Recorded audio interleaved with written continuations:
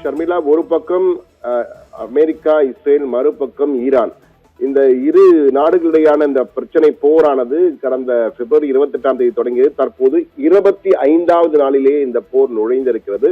ஆனால் நேற்று திடீரென ட்ரம்ப் போர் நிறுத்தம் 5 நாட்களுக்கு நாங்கள் போர் நிறுத்தம் செய்கிறோம், ஈரானுடைய நாங்கள் 48 மணி நேரம் கெடு விதித்திருந்தேன், அந்த கெடு முடிவதற்குள் தற்போது ஒரு போர் நிறுத்த அறிவிப்பை வெளியிடுகிறேன்.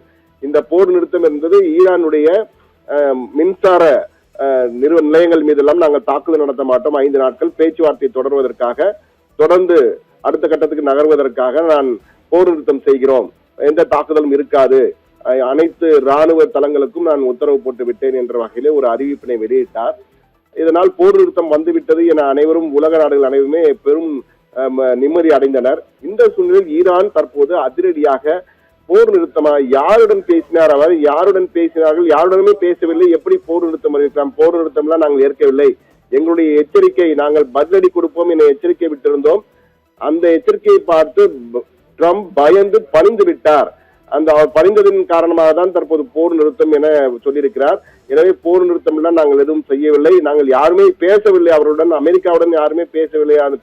இந்த நிலையில் எப்படி அவர் போர் நிறுத்தம் அறிவிக்க முடியும் என கடுமையான விமர்சனம் செய்து ட்ரம்ப் பணிந்து விட்டார், எங்களுடைய எச்சரிக்கையை பார்த்து பணிந்து விட்டார், பயந்து விட்டார் என்ற வகையிலே ஈரான் பதிலடி கொடுத்திருக்கிறது.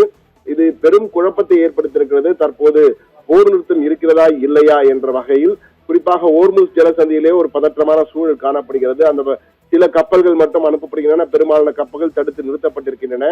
எனவே பெரும் குழப்பம் நிலவும் சூழ்நிலையில் தற்போது உண்மை நிலை என்ன என்பது குறித்து அங்குள்ள ஊடகவியலாளரிடம் பேசும்போது இரு தரப்புமே பெரும் குழப்பத்திலே இருக்கிறார்கள். ஈரானை பொறுத்தப்பட்டமே ஈரான் மிக தெளிவாக கூறியிருக்கிறது, எங்களுடன் யாருமே பேசவில்லை.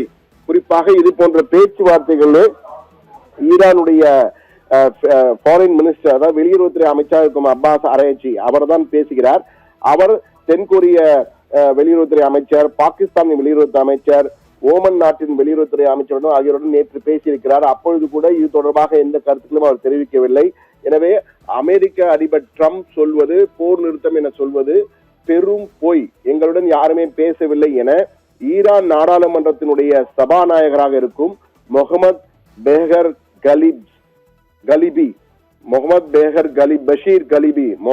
பஷீர் கலிபி மிக தெளிவாக கூறியிருக்கிறார்.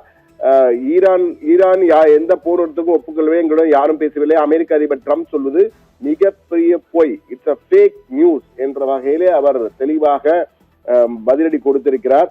ஆனால் அமெரிக்க அதிபரை பொறுத்த மட்டிலே நாங்கள் தொடர்ந்து ஈரானில் பேசிக் கொண்டிருக்கிறோம்.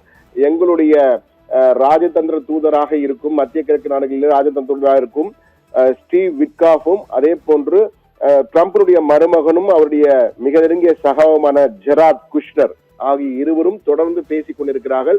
நாங்கள் ஈரானுடைய அதிகாரிகளுடன் பேசிக் கொண்டிருக்கும் முக்கியமான தலைவர், அவர் யார் என்று நான் சொல்ல விருப்பப்படவில்லை, ஆனால் நாங்கள் பேசிக் கொண்டிருக்கிறோம். அது மட்டுமல்ல, தற்போது கமேனி உயிருடன் இருக்கிறாரா, முஸ்தபா கமேனி உயிருடன் இருக்கிறாரா, எங்கிருக்க எப்பயாவது அறிக்கை வருகிறது, எனவே அவர் உயிருடன் இருக்கிறார் என தெரியவில்லை.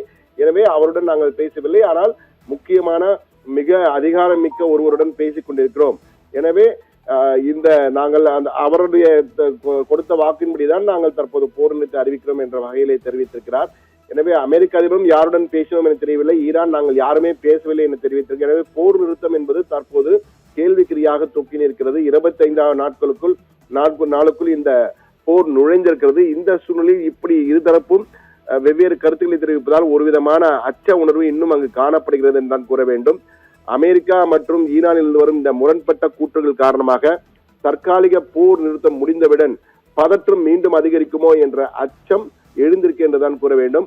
குறிப்பாக இதே போன்று அந்த பிப்ரவரி 28 போரினை அமெரிக்கா தொடங்குவதற்கு முன் ஈரானுடன் அணுசக்தி ஆலைகள் தொடர்பாக ஒரு பேச்சுவார்த்தையை நடத்தியது. அந்த சமரச பேச்சு நடந்து கூட 2 நாள் கழித்து திடீரென பயங்கரமான தாக்குதலை அமெரிக்காவும் இஸ்ரேலும் தொடங்கியது.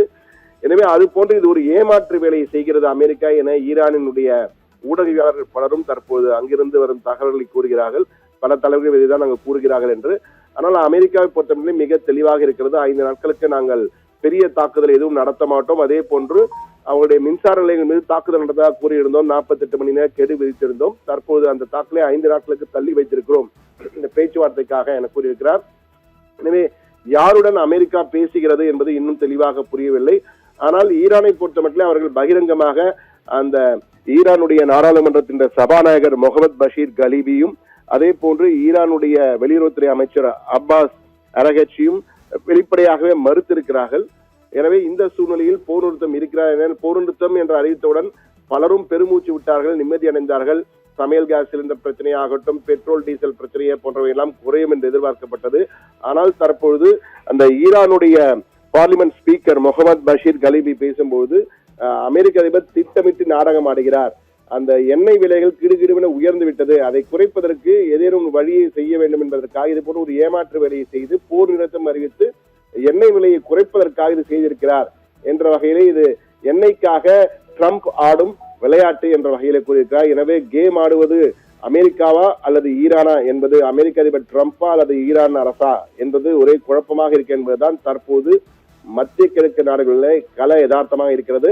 ஆனால் இன்று காலையிலிருந்து நேற்றிலிருந்து இந்த காலை வரை பெரிய தாக்குதல்கள் இருதரப்பிலே இல்லை என்பதுதான் அங்கிருந்து வரும் தகவல்கள் உறுதி செய்கின்றன. எனவே இந்த போர் நிறுத்தம் தொடர வேண்டும், போர் நிறுத்தப்பட வேண்டும் என்பதுதான் அனைவரின் எதிர்பார்ப்பு.